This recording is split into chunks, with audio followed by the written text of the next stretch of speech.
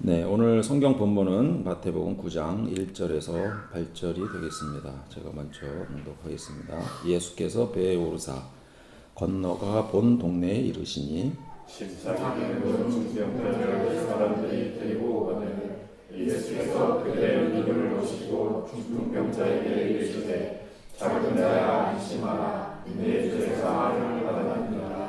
어떤 서기관들이 속으로 이르되 이 사람이 신성을 모독하도다. 예수께서 그 생각을 하시고 이르시되 너희가 어찌하여 마음에 악한 생각을 하느냐. 내 죄 사함을 받았느니라 하는 말과 일어나 걸어가라 하는 말 중에 어느 것이 쉽겠느냐. 이러한 인자가 세상에서 죄를 사하는 모든 이들을 너희로 알게 하노라 하시고 중풍병자에게 말씀하시되 일어나 내 신상을 가지고 집으로 가라 하시니 그가 일어나 집으로 돌아가거늘 무리가 보고 두려워하며 이로운 권능을 사람에게 주신 하나님께 영광을 돌리니라. 자, 오늘 설교 제목은 병 고침과 제사함입니다. 오늘 본문은 산상수훈 이후에 예수가 사람들을 만나면서 행한 이적들 중 하나입니다. 오늘 이 본문을 사회심리학적인 측면에서 한번 살펴보겠습니다. 어느 날 예수는 건너가 본 동네, 표현이 재밌죠? 이 건너가 본 동네는 다른 번역본에서는 자기 마을로 되어 있습니다. 이 마을을 가버나움으로 추정합니다. 예수는 고향인 나사렛을 떠나서 가버나움으로 옮겼고 그곳을 갈릴리 사역의 기점으로 삼았습니다. 요 왼쪽 위에 가버나움이 있죠. 네. 아무튼 거기에서 예수가 돌아왔다는 소문을 들은 몇몇 사람들이 중풍병자를 침상에 누인 채로 들고 옵니다. 여기서 중풍병자로 번역된 단어 파랄리티코스는 마비 증세를 보이는 모든 증세를 말하는 병입니다. 정확한 원인은 사실 알 수 없습니다. 그래서 최근 번역에는 마비증 이렇게 돼 있고요. 영어 패럴레틱도 마비라는 뜻입니다. 그런데 예수는 다음과 같이 말합니다. 그들의 믿음을 보시고 내 죄 사함을 받았느니라. 자, 여기에서 이제 몇 가지 의문이 생깁니다. 자, 첫 번째 의문은 중풍병자가 왜 예수에게 왔습니까? 병 고치러 왔죠? 그런데 뭐라 그래요? 죄 사함을 받았다. 생뚱맞죠? 자, 두 번째는 그들의 믿음을 보시고라고 되어 있는데 도대체 무엇에 대한 믿음인가요? 병을 고칠 수 있다는 믿음이잖아요. 아닌가요? 그런데 뜬금없이 죄 사함을 받았다 이렇게 얘기합니다. 좀 황당한 답변입니다. 사실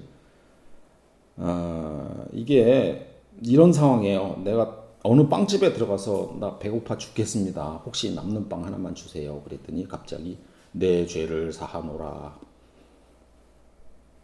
이 정도로 황당한 대답입니다. 이게. 그 다음에 또 다른 문제가 있습니다. 다른 사람의 믿음이 누구 믿음이요? 들고 온 사람들의 믿음이 환자의 죄를 사해 줄 수 있나요?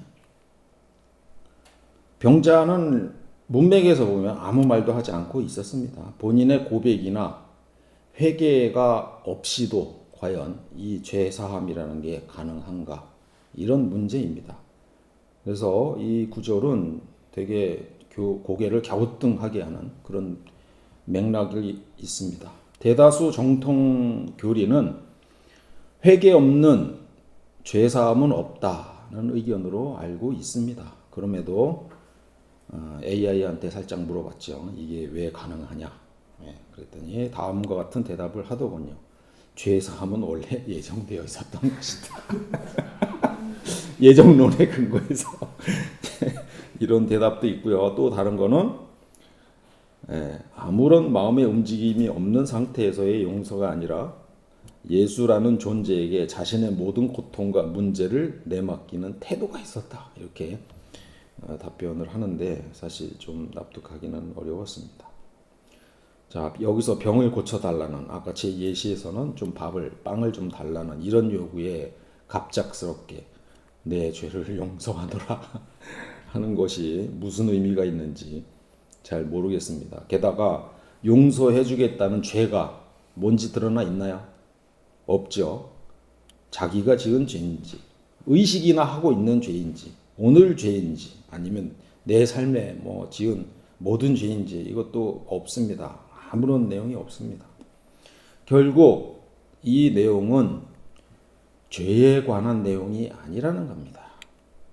요구하지도 않은 아무도 모르는 죄에 대한 사함이 무슨 의미가 있겠습니까? 이 병자에게 의미 있는 것은 병의 치료입니다.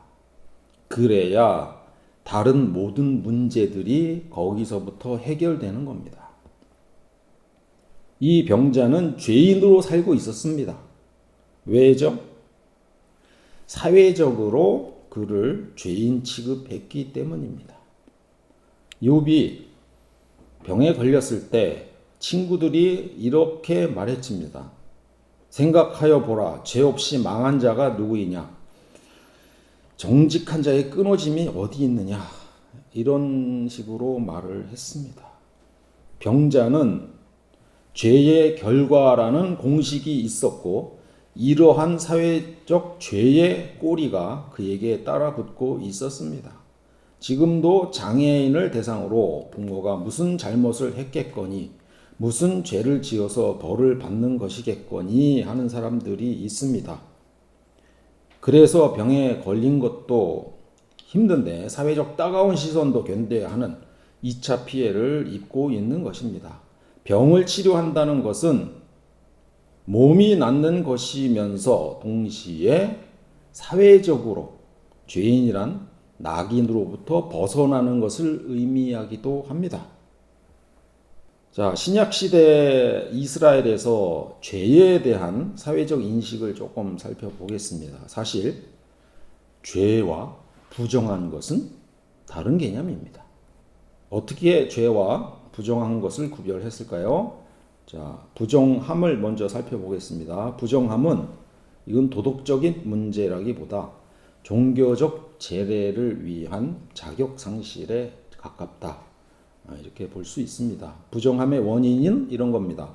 시신을 접촉했거나 특정 질병에 걸렸거나 유출병, 혈루증 등 피를 접촉했거나 그런 거죠. 부정한 음식을 먹었거나 이런 것들이 부정함의 원인입니다. 상당 부분은 사실 일상생활에서 불가피하게 발생하는 일들입니다. 예를 들어 부모님의 장례를 치르는 것이 기본이죠. 해야죠. 그런데 시신을 만졌으므로 일정 기간 어쩔 수 없이 부정한 상태가 되는 겁니다. 그냥. 그래서 부정하다고 해서 반드시 죄를 지은 것은 아닙니다. 그래서 이걸 어떻게 해결하느냐? 일정 기간이 지나면 자동적으로 해결이 되거나 아니면 정결례를 행합니다. 정결례, 미크바라고 하는데요.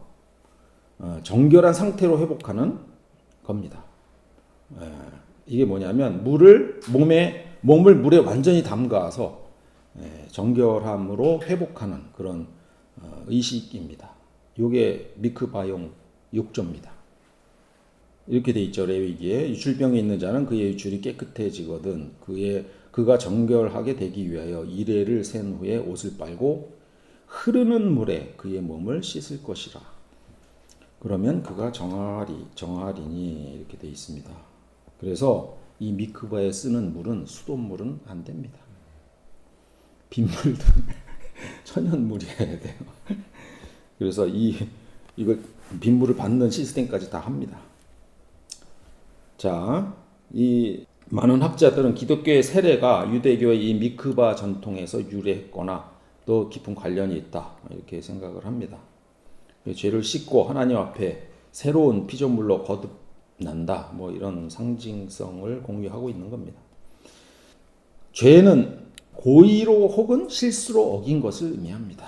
하나님의 계명을 어긴 거죠. 예를 들면 뭐 살인을 했다든지 도둑질을 했다든지 우상숭배를 했다든지 뭐 거짓 증언을 했다든지 뭐 이런 겁니다. 자, 이거 해결은 어떻게 하나요? 이거는 몸을 씻는다고 해결되는 게 아니에요. 반드시 회개가 필요하고 그래서 속죄 제사를 드려서 하나님과의 관계를 회복하는 것이 성전 시대의 절차였습니다. 왜 병자를 죄인 취급했을까요? 사람들의 마음속에는 부정함은 곧 죄의 결과라는 인식이 매우 강하게 자리 잡고 있었기 때문입니다. 몇 가지 요인을 짚어보겠습니다. 우선은 인과응보적 세계관입니다. 하나님은 의인에게 복을 주시고 악인에게 벌을 주시는 분이다, 이렇게 생각하죠. 그래서 누군가 질병이라는 고통을 겪고 있다면 그것은 벌이 되는 것이고 그 원인은 당연히 그가 저지른 잘못, 죄가 있어야 하는 겁니다. 앞서 보았듯이 욥기 전반에 이러한 인과응보적 세계관과 현실은 사실 비결정론적입니다. 그러니까 인과응보가 정확하게 동작하지 않는다는 뜻입니다. 이 갈등이 그리고 그 대립이 잘 그려져 있는 책이라고 할 수 있습니다. 자, 두 번째로는 신명기적 언약 사상입니다. 순종에 관한 내용입니다. 내가 내 하나님 여호와의 말씀을 순종하지 아니하면, 그러면서 이렇게 잔뜩 저주를 써놓습니다. 어떻게 돼요? 온갖 안 좋은 말 여기 다 써 있어요. 네. 들어와도 저주를 받고 나가도 저주를 받으리라. 맨 마지막에는 열병과 염증과 학질과 한재와 풍재와 썩은 재, 모든 안 좋은 거 여기다 다 써놓은 거예요. 이 재앙들이 너를 따라서 진멸하게 할 것이다. 뭘 어떻게 하면요? 말씀을 순종하지 아니하며 명령과 규례를 지켜 행하지 않으면. 자, 그러니까 질병은 하나님의 계명을 어긴 공동체나 개인에게 내리는 언약적 저주의 징표로 이해가 되는 것입니다. 따라서 병든 몸은 그 자체로 나는 하나님의 법을 어겼다라는 징표가 되는 겁니다. 자, 세 번째 이유는 진짜 심리적 방어 기제입니다. 나는 아무 잘못이 없어. 그러니 나한테는 병이 걸릴 리가 없어 라고 생각을 하죠. 네, 저도 그렇습니다. 나한테 큰 병이 닥칠 거라고 별로 생각 안 합니다. 그래서 지금도 병에 걸리면 이런 기도들을 하잖아요. 하나님, 왜 나에게 이런 벌을 주십니까? 왜 벌이죠? 뭘 잘못한 모양이네요. 그 인과관계를 찾으려고 하니까 벌이 되는 거죠. 병은 죄의 결과지만 나는 죄가 없기 때문에 건강하다. 이런 심리적인 안도감을 일반인들은 찾을 수 있는 겁니다. 그래서 병자를 죄인으로 만드는 것은 건강한 자들의 공포를 달래기 위한 사회적인 장치이기도 합니다. 저자들은 죄 있는 자들, 나는 죄 없는 사람, 건강한 사람, 이런 등식이 성립하는 겁니다. 그 다음에 신체와 영혼의 일치론입니다. 겉으로 드러나는 이런 신체적 흠결은 내면의 영적 상태가 밖으로 투영된 것이다. 이렇게 생각을 하는 거죠. 그래서 하나님과의 관계가 망가진 증거가 몸이 아픈 것이라고 생각하는 겁니다. 자, 이러한 생각의 결과로 신약시대 이스라엘 대중의 마음속에는 나병, 시각장애, 중풍병, 이런 심각한 질병들, 이런 사실 부정한 것이죠. 부정한 것으로 정의된 것들이 본인이나 부모가 지은 죄에 대한 하나님의 심판으로 여겨진 것입니다. 요한복음에 이렇게 나와 있죠. 제자들이 물어 이르되 라삐여, 이 사람이 맹인으로 난 것이 누구의 죄로 인함이니까? 자기이니까? 그의 부모이니까? 이 사람이나 부모의 죄로 인한 것이 아니라 하나님의 영광을 드러내기 위함이라고 말하고 계십니다. 예수께서 보여주신 치유는 이 두 개념의 경계를 다시 세우고 재정의하는 이 작업이었습니다. 이런 사회적 인식을 깨는 방법은 간단합니다. 병이 치료되면 됩니다. 그러면 사회적인 죄로부터도 자유로워집니다. 그런데 예수는 내 죄 사함을 받았느니라고 먼저 선언합니다. 병을 치료하기 전에. 이게 무슨 뜻이죠? 너의 병은 너의 죄 때문이 아니다 라고 선언하는 겁니다. 앞서 말씀드렸듯이 처음부터 이것은 죄 문제가 아니었습니다. 그런데 율법학자들은 예수를, 하나님을 모독했다고 생각하죠. 그리고 이렇게 말씀하십니다. 내 죄사함을 받았느니라 하는 말과 일어나 걸어가라 하는 말 중에 어느 것이 쉽겠느냐? 어느 것이 쉽습니까? 네? 죄사함이 쉽죠? 왜? 그냥 말하면 돼요. 그건. 죄가 사해졌는지 안 해졌는지 눈에 보여요? 안 보여요? 안 보이잖아. 근데 문제는 그 말은 누구만 할 수 있어요? 아무나 할 수 없잖아요. 제사장만 할 수 있는. 제사장이 선언할 수 있는 말이에요. 그냥. 그 제사장이 선언했다고 당장 달라지는 건 없죠. 그냥 개념적으로 죄가 사해진 것처럼 생각을 할 뿐인 거죠. 속으로 부글부글 했겠죠. 예수가 침상을 들고 집으로 가라고 명하니 일어나 걸어서 돌아갔습니다. 이제 할 말이 없는 것이죠. 자, 이로써 질병과 부정함이죠. 죄의 문제를 동시에 해결한 겁니다. 오늘 본문에서 죄와 병은 사회적으로 분리된 문제가 아니었죠. 이 문제를 분리해서 해석하는 것 자체가 내가 네 죄를 사오노라 그리고 병을 치료한다 이렇게 분리해서 해석하는 것 자체가 본문을 오역하는 겁니다. 분리가 돼 있지 않아요. 문단 자체에서도. 다시 한번 정리하자면 이 중풍병자 마비병이죠. 환자에게 주어진 죄인이라는 낙인은 벗겨져야 한다는 것이 죄사함입니다. 자, 여기서 질문을 하나 드리겠습니다. 아까 마비증에 대해서 살짝 얘기를 했었는데요. 중풍병자로 번역이 된 최신은 아니지만 이건 사실은 마비증이라고 말씀드렸습니다. 이 마비증이란 단어는 중풍병자로 해석하는 게 맞을까요? 아닐까요? 이 마비증의 원인은 중풍이라고 소위 얘기하는 뇌경색, 뇌출혈 이런 원인이 있을 수도 있지만 사고로 인할 수도 있고 척추 손상으로 인할 수도 있고 신경질환으로 이런 마비 증상이 올 수도 있습니다. 대부분의 중풍병은 뇌경색이긴 합니다. 한 80% 이상 된다 그래요. 중풍병이 이런 마비증의 하나이긴 하지만 마비증이 중풍병은 아닙니다. 중풍병을 고쳤다라고 말하는 것과 마비증을 고쳤다라고 말하는 것은 완전히 다른 이야기가 될 수 있습니다. 이야기를 왜 하는가 하면 역의 오류를 범하고 있기 때문입니다. 역의 오류란 뭐죠? A면 B다를 B면 A다로 해석하는 것을 의미합니다. 죄를 지으면 병을 얻을 수 있죠. 그러나 병을 얻었다고 죄를 지은 것은 아니죠. 그런데 병을 얻었으니까 너는 죄인이다라고 생각하는 거죠. 이게 역의 오류입니다. 오늘 본문에서 다루는 문제가 똑같이 여기서 다루어지기 때문에 이렇게 말씀을 드리는 겁니다. 다른 예를 몇 개 더 보면 심오한 고통을 겪은 음악가는 때로 불멸의 걸작을 남긴다. 이거 맞는 말이죠. 대표적인 작곡가가 베토벤이나 차이콥스키 이런 사람들이 있습니다. 그러나 이걸 뒤집으면 어떻게 돼요?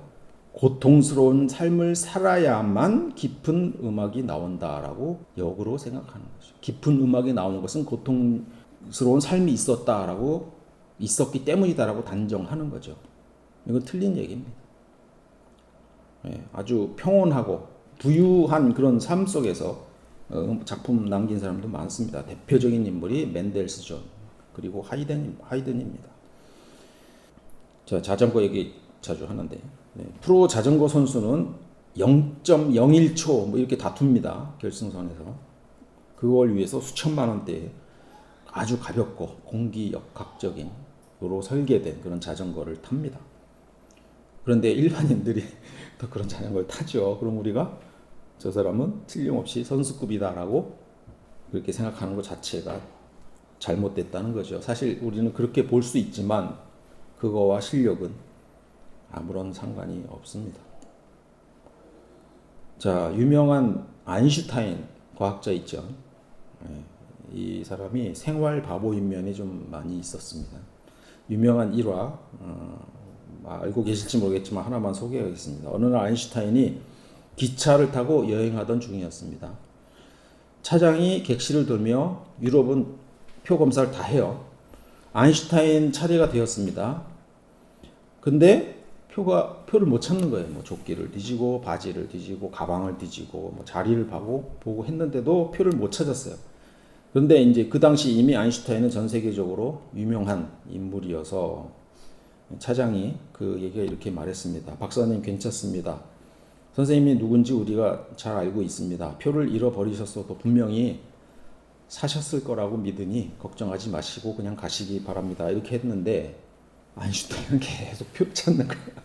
계속. 예. 그래서 그 차장이 다시 와서 물어봤어요. 아니 표 안 찾아도 된다고요. 그랬더니 그 아인슈타인이 하는 말이 젊은이 그 표가 있어야 내가 어디서 내리는지 알 수 있어서 그래.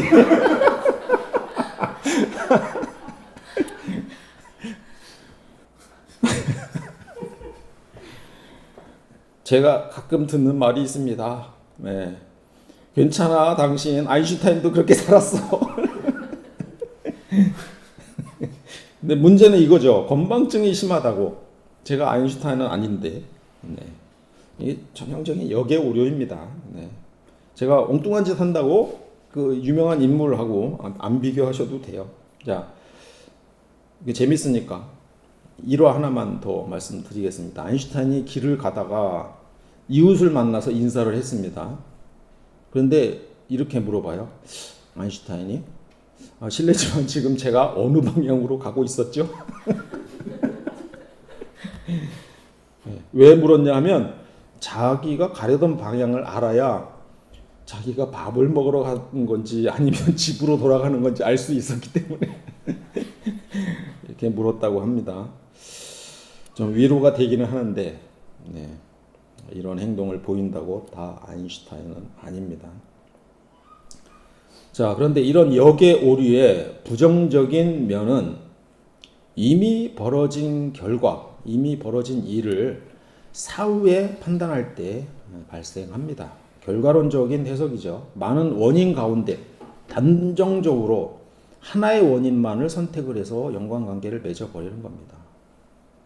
그런데 이걸 뒤집어 놓으면 우리가 어떤 일을 시작하거나 진행할 때는 어떤 원인에 의해서 A라는 원인에 의해서 결과 B로 얻어지는 긍정적인 결과를 기대하는 희망을 갖는 것은 좋은 일입니다.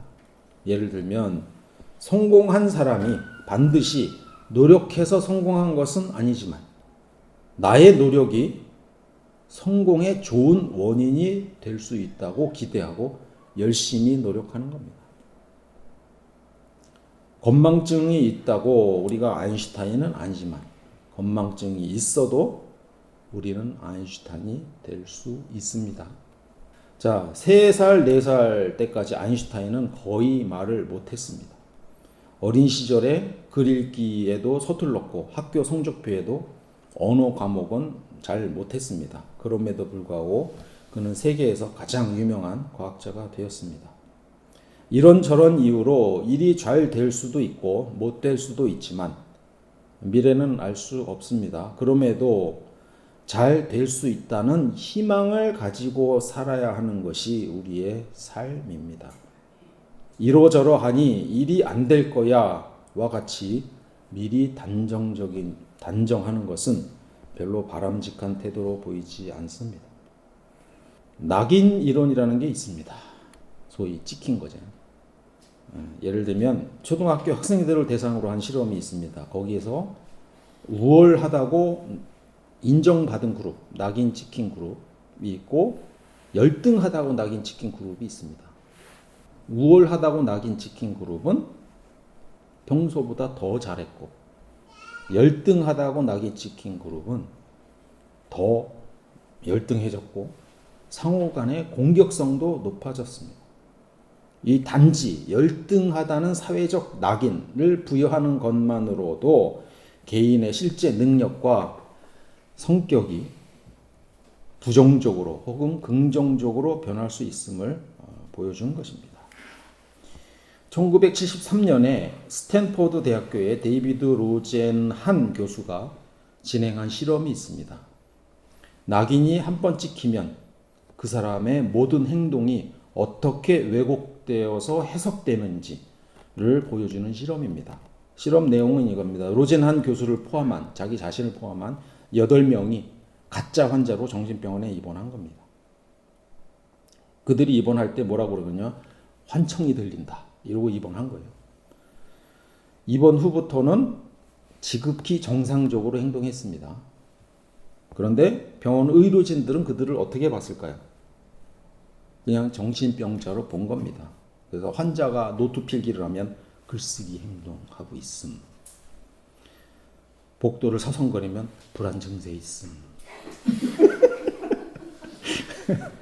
이렇게 기록을 한 겁니다. 그래서 정신질환자라는 낙인이 찍히는 순간 그 사람의 정상적인 행동조차 질병의 증거로 치부되는 이 낙인의 고착성을 증명했습니다. 중풍병자에게 부여된 죄인 혹은 부정한 자라는 낙인은 그의 정신을 압도할 수밖에 없죠. 그래서 죄인으로 정말로 부정한 자로 살게 만드는 효과가 있다는 겁니다. 누군가의 아들이거나 이웃이기에 앞서 그저 병든 자이자 죄의 벌을 받는 자로만 인식된다는 겁니다. 이러한 낙인의 무서운 점은 낙인의 내면화입니다. 타인의 시선을 통해 자신을 바라보는 그 모습으로 자신을 가치 없는 존재로 스스로 단정하는 겁니다. 그는 타인의 시선에서 비참한 것을 발견할 뿐입니다. 자신이 사랑받을 자격이 없다고 느끼고 우울로 이어지는 것이 흔한 경로입니다. 이렇게 사회적 시선에 의해 자신의 정체성을 확정한 사람은 그 역할에 충실해서 다시 살아가게 되는 겁니다. 악순환이죠. 그래서 가장 중요한 고리를 뭔가를 끊어야 되는 거죠. 뭐죠? 일단은 병에서 낫는 겁니다.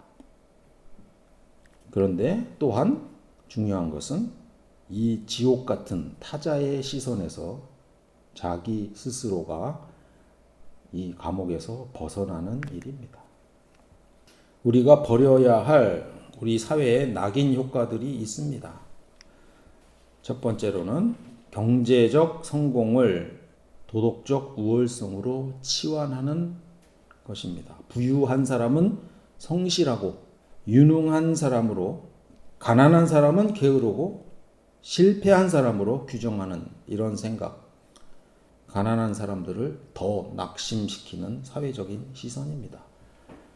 두 번째로는 공간 분리를 통해 정체성을 고착화하는 겁니다. 어디 사는지가 중요한 세상이 되었더군요. 요즘 결정사에서 일부 여성들이 내세우는 남자들의 조건 중에 강남에 사는 사람이 있습니다. 자, 사는 지역도 문제이지만 공공임대주택과 일반 분양 사이의 경계도 자주 사회적 문제가 됩니다. 이런 단어가 있더군요. 엘사. 뭐죠? LH 주공 아파트에 사는 사람. 이거 애들이 하는 말이에요. 빌라 거주자. 이런 단어들이 이 어린이들이 어디서 배웠겠습니까? 다 어른들 잘못입니다. 그러니까 이런 틀에서 벗어나야 합니다. 세상을 나쁘게 보면 나빠지고 좋게 보면 좋아집니다. 제가 시를 하나 또 찾았습니다. 나태주 시인의 꽃 3입니다. 예뻐서 예쁜 것이 아니다. 예쁘게 보니까 예쁜 것이다. 잘나서 잘난 것이 아니다. 잘나게 보니까 잘난 것이다. 어딘가 한 군데 자세히 보면 예쁜 데가 있고 어딘가 한 군데 자세히 보면 잘난 데가 있다. 너도 그렇다.